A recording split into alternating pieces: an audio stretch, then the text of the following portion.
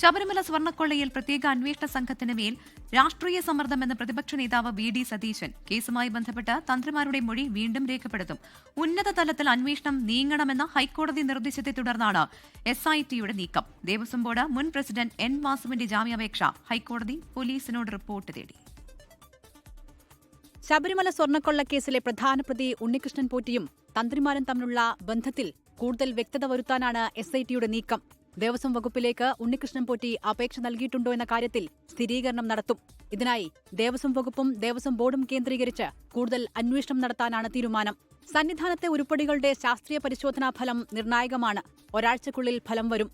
ശബരിമല സ്വർണ്ണക്കൊള്ളക്കേസ് അന്വേഷണത്തിൽ SITക്കുമേൽ സമ്മർദ്ദമെന്ന് പ്രതിപക്ഷ നേതാവ് വി.ഡി. സതീശൻ പറഞ്ഞു.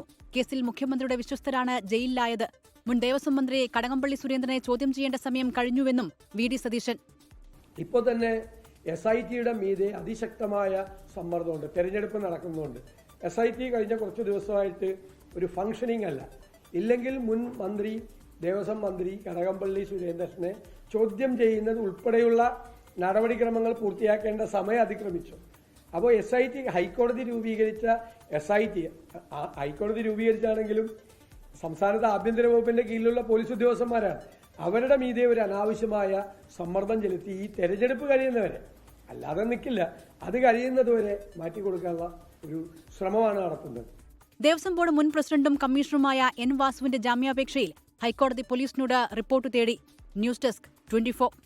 ലോകത്തെവിടെയായാലും ഏത് സമയത്തും 24 വാർത്തകളും ഓഗ്മെന്റഡ് റിയാലിറ്റി പാക്കേജുകളും എക്സ്പ്ലെയിനറുകളും വിശദമായി കാണാൻ ഞങ്ങളുടെ YouTube ചാനൽ നിങ്ങൾക്ക് സബ്സ്ക്രൈബ് ചെയ്യാം.